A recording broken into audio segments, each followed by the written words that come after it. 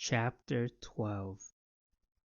He drives home with his father's ashes in the car. They're on the passenger seat because he didn't know where to put the urn. The cremation was over with quickly. He saw his father's body slowly enter the oven in the transparent coffin. He didn't feel anything, or perhaps what he felt was relief. His sister already called 4 times, though he hasn't answered. He knows she's capable of driving to his house to get the ashes. He knows she's capable of anything to stick to the social convention of a farewell service for their father. Eventually, he'll have to answer. It's late when he drives past what was once the zoo, what no longer has a name, but he pulls over. There's still a bit of light. He leaves the car with the urn in his hands. The sign is on the ground, and he walks past it. He goes straight to the aviary without even thinking about the lion's den. In the distance, he hears shouts. It must be the teenagers, he thinks, the ones who killed the puppies. When he reaches the aviary, he climbs the stairs to the hanging bridge. He lies down and looks up at the glass roof, the orange and pink sky, the night that's approaching. He remembers when his father brought him to the aviary. They sat right next to each other on one of the benches that used to be below the bridge.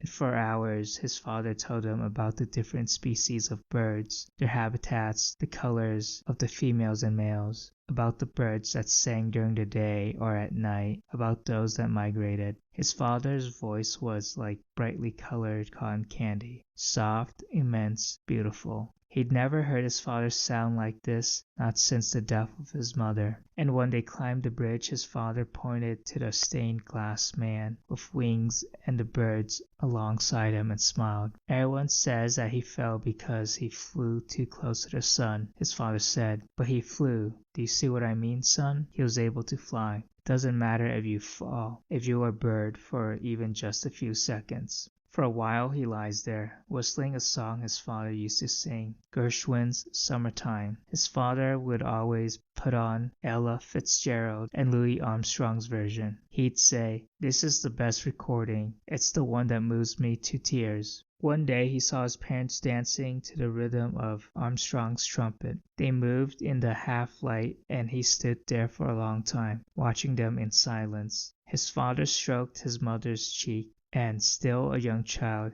he felt that this was love. He couldn't put it into words, not at the time, but he knew it in his body, in the way one feels that something is true. It was his mother who tried to teach him to whistle, though at first he couldn't get it. Then one day his father took him for a walk and showed him how it was done. "The next time your father wants to teach you," his father said, "pretend to struggle a bit first." When he eventually did whistle in front of her, she jumped for joy and applauded. He remembers from that day on the 3 of them would whistle together, like a sloppy trio who enjoyed themselves nonetheless. His sister, who was a baby, looked at them with bright eyes and smiled. He stands up, takes the lid off the urn and throws the ashes from the bridge. They fall slowly to the ground, and he says, "Bye, Dad, I'm gonna miss you." Then he takes the stairs back down and leaves the aviary. When he reaches the playground, he crouches to gather some sand, enough to fill the urn. It's sand mixed with rubbish, but he doesn't bother to pick it out. He sits on one of the swings and lights a cigarette.